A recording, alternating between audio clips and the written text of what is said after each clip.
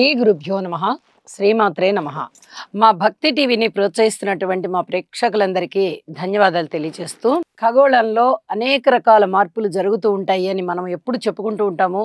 గ్రహస్థితుల మార్పు వల్ల అనేక విచిత్రాలు జరుగుతూ ఉంటాయి. ఒక్కొక్క రాశిలోంచి గ్రహము మరొక రాశిలోకి వెళ్తూ ఉన్నప్పుడు దాని పరిమిత కాలం అయిపోయిన తర్వాత ఆ గ్రహం యొక్క ఫలితాలు, ఆ సంచరించేటటువంటి రాశి ఫలితాలు, నక్షత్ర ఫలితాలు, ఆ గ్రహం యొక్క ఫలితాలు, అలాగే ఆ రాశి యొక్క తత్వాన్ని బట్టి, గ్రహం యొక్క తత్వాన్ని బట్టి ఇలాగా అనేక రకాల మార్పులు వస్తుంటాయి. మళ్ళీ గ్రహము చూసేటటువంటి రాశి, ఆ గ్రహాన్ని చూసేటటువంటి రాశి, ఇలాగా అనేక రకాల మార్పులు వస్తూ ఉంటాయి. లగ్నాన్ని బట్టి ఈ మార్పులు అనేవి కూడా చాలా సహజంగా సంభవిస్తూ ఉంటాయి. అయితే ఇక్కడ మనం చెప్పుకునేటటువంటి ముఖ్యాంశం ఏమిటి అంటే, మార్చి నెలలో 30వ తేదీన మనకి ఉగాది వస్తూ ఉన్నది. అయితే ఉగాది రోజునే మరి ఒక విశేషం కూడా జరుగుతుంది. ఉగాది అనగానే యుగానికి ఆది అని చెప్పుకుంటూ ఉంటాము. ఇది ఆ రోజు ఏ గ్రహం అయితే ఆ వారానికి అధిపతిగా ఉన్నారో ఆయన మనకి రాజుగా ఉంటారు. అయితే ఇక్కడ ఉగాది సంగతి పక్కన పెడితే అదే రోజున ఇంకొక ముఖ్యాంశం ఏం జరుగుతోంది అంటే, మీన రాశిలో 6 గ్రహాల కలయిక ఏర్పడుతుంది. ఇది ఎప్పుడో ఒక్కసారి కానీ సంభవించదు, చాలా సంవత్సరాలకి ఒక్కసారి సంభవిస్తూ ఉంటుందన్నమాట. ఇది చాలా అన్ఎక్స్పెక్టెడ్ అని చెప్పచ్చు. అయితే ఈ 6 గ్రహాలు మీనరాశిలో కలుసుకుంటూ ఉన్నాయి. ఇలా మీనరాశిలో కలుసుకోవడం వల్ల జలతత్వం ఉన్నటువంటి రాశి అవుతూ, మీనరాశి గురువుగారి యొక్క ఆధిపత్యం ఉంటూ ఉన్న రాశి కాబట్టి చాలా అద్భుతమైనటువంటి పరిణామాలు, శుభ పరిణామాలు ఉంటూ ఉంటాయి అనేది ఒకటి చెప్పచ్చు. తర్వాత ఈ 6 గ్రహాల యొక్క పరిస్థితి ఎలా ఉంది మనకి అని గనక చూసినట్టయితే, శని గారు అప్పుడప్పుడే కుంభరాశి మారి మీనరాశిలోకి వెళ్ళారు. ఇంకా ఒక్కరోజు కూడా అవలా వెళ్ళి 0 డిగ్రీల 13 నిమిషాలలో ఉన్నారు. పూర్వభాద్ర 4వ పాదంలో ఉన్నారు. 3వ పాదం వరకు మనకి కుంభరాశిలో ఉంటూ ఉండగా 4వ పాదం మీనరాశిలో ఉంటుంది. 4వ పాదంలోకి జస్ట్ ఎంటర్ అయ్యారనమాట. తర్వాత రాహు గారు 2 డిగ్రీల 40 నిమిషాల్లోకి వచ్చారు. ఇంకా అతి కొద్ది కాలంలో మీనరాశి దాటిపోయి కుంభరాశిలోకి వస్తారు వారు. ఈయన కూడా పూర్వభద్ర 4వ పాదంలోనే ఉన్నారు. తర్వాత శుక్రాచార్యుల వారు 3 డిగ్రీల 56 నిమిషాల్లో ఉన్నారు. వీరు ఉత్తరాభాద్ర 1వ పాదంలోకి వచ్చారు. ఇక బుధుడి యొక్క నీచ స్థితి ఉంటుంది మీనరాశిలో. వీరు 5 డిగ్రీల 19 నిమిషాల్లోకి సంచారం చేస్తూ ఉన్నారు. ఆ టైంకి ఉత్తరాభాద్ర 1వ పాదం అవుతుంది.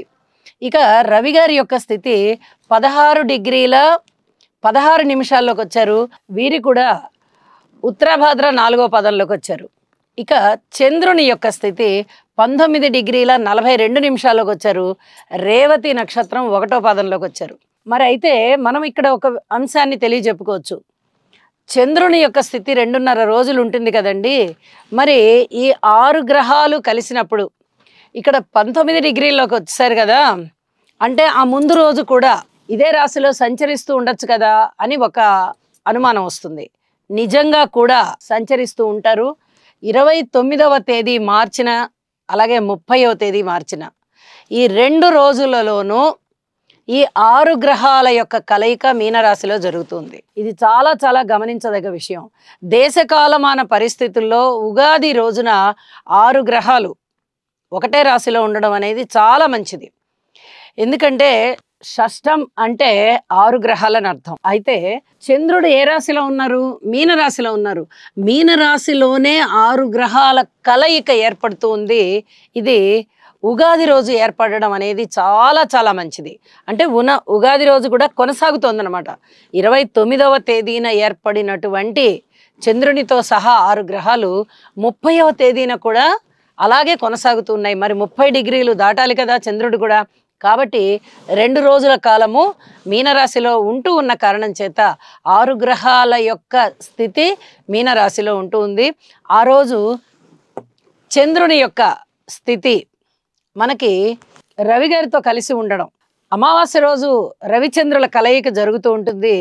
తర్వాత పాడ్యమి విధియ రోజున కూడా అది కంటిన్యూ అవుతుంది. ఆ రోజు మనకి విశ్వావసు నామ సంవత్సరం ప్రారంభమైపోయింది. ఇలా విశ్వావసు నామ సంవత్సరము అదే రాశిలో, మీన రాశిలో ఏర్పడడము చంద్రుని యొక్క గమనము ఇంకా అక్కడే ఉండడము, 6 గ్రహాల కలయిక ఉండడము, దేశకాలమాన పరిస్థితులకి, ధరవరలకి, తర్వాత ఈ ఎండలు ఎలా ఉన్నాయి, వానలు ఎలా ఉన్నాయి, దేశంలో ప్రజల యొక్క మానసిక భావనలు ఎలా ఉంటాయి, ఇలాంటి వాటన్నిటికీ సంబంధించి ఇది చాలా బాగా చెప్పుకోవచ్చు మనం. అయితే ఈ షష్టగ్రహ కూటమి అసలు 6 గ్రహాల కలయిక మీనరాశిలో జరుగుతూ ఉన్నందువల్ల ఏ ఏ రాశుల వారికి బాగుంటుంది అనేది మనం ఒక్కసారి ఆలోచించినట్టయితే, మీనరాశిలో 6 గ్రహాలు వీరు ఏ వర్గానికి చెందిన వారో కూడా ఇప్పుడు మనం ఒకసారి తెలియజెప్పుకుందాం. శని, రాహు, శుక్ర, బుధ, రవి, చంద్ర. ఇక్కడ 6 గ్రహాలు వరుసగా రాసుకున్నాం కదా. శని గారు కానీ, రాహు కానీ, శుక్రుడు కానీ, బుధుడు కానీ, ఈ 4 గ్రహాల కలయిక వచ్చేసి శని వర్గంలోని గ్రహాలు ఇవి.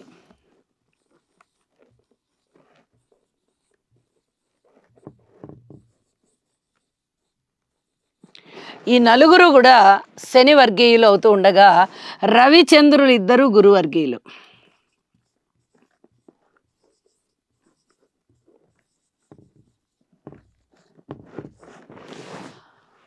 గురువర్గీయులు అవుతూ ఉండగా అంటే ఇరు వర్గాల వారు కూడా మీనరాశిలో కలుసుకుంటున్నారు. ఇది చాలా చెప్పదగినటువంటి సూచన.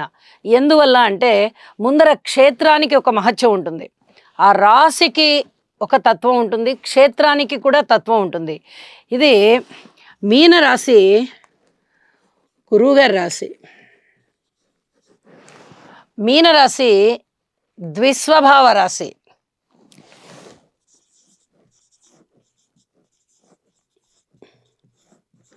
అలాగే మీనరాశి జలతత్వ రాశి. జలతత్వ రాశి అవుతూ ద్విస్వభావ రాశి అవుతూ దాని తర్వాత గురువుగారు అధిపతిగా ఉన్నారు. ఎప్పుడైనా సరే గురువుగారు అధిపతిగా ఉన్నప్పుడు ఆ రాశిలో ఉండేటటువంటి గ్రహాలు చాలా అనుకూలంగా అణకువగా ఉంటాయి, గురుతత్వానికి లోబడి ఉంటాయి. గురువు అంటే గురువే కదా. శత్రువర్గం వారైనప్పటికీ కూడా, అంటే శనిగారు కానీ, రాహు కానీ, శుక్రుడు కానీ, బుధుడు కానీ, ఈ 4 గ్రహాలు కూడా గురువుకి వ్యతిరేకమైన వాళ్ళు. వ్యతిరేకమైన వాళ్ళు అయినప్పటికీ కూడా ఒక గురుస్థానం అనగానే సరే గురువుగారు కదా, మనం ఎక్కువ విజృంభించి మన ఫలితాలను చూపించొద్దు అని చెప్పి తగు మోస్తరులో వాళ్ళ యొక్క విజృంభణ జరుగుతుంది. ఇది జ్యోతిష శాస్త్రంలోనే మనకి చెప్తూ ఉన్నారు. కాబట్టి శని వర్గీయులైనటువంటి శనిగారు కానీ, రాహు కానీ, శుక్రుడు కానీ, బుధుడు కానీ గురువుగారి యొక్క ఆధిపత్యం ఉన్నటువంటి రాశిలో ఉంటూ ఉన్నారు. అలాగే ద్విస్వభావ రాశి ఇది, అంటే 2 రకాలైనటువంటి ఆలోచనలు కలిగి ఉన్న రాశి. తర్వాత జలతత్వ రాశి, చాలా మృదువుగా ఉంటారు జలతత్వ రాశి వాళ్ళు. చాలా మృదువుగా, ప్రవర్తన అనేది చాలా మృదువుగా ఉంటుంది. అలాగే ఇది స్త్రీకి సంబంధించినటువంటి రాశి కూడా.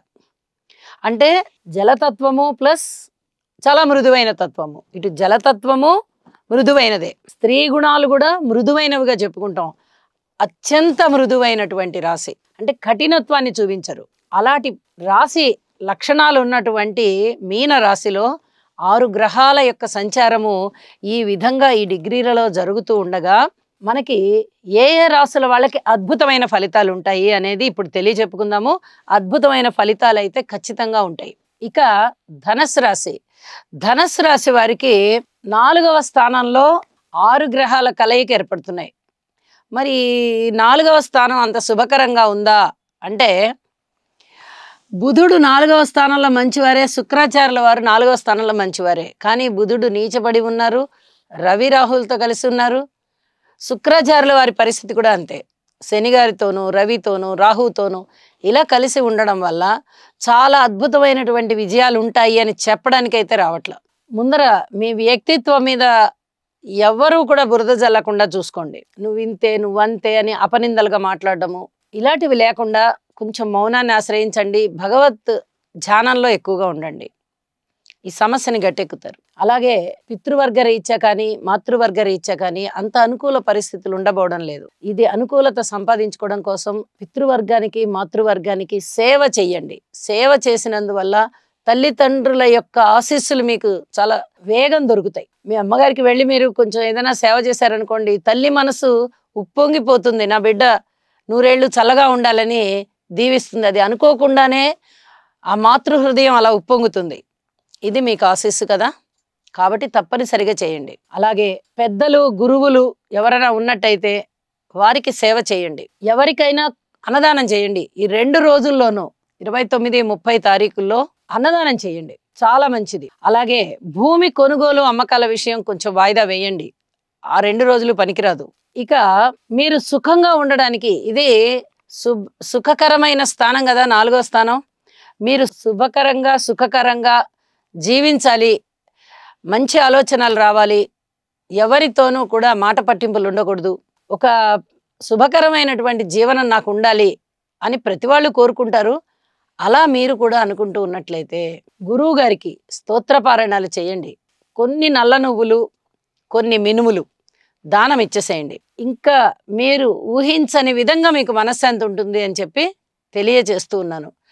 ఏ పనిలో అయినా సరే మౌనాన్ని విడకండి, ఇది చాలా చెప్పదగ్గ సూచన. సర్వే జనా సుఖినో భవంతు.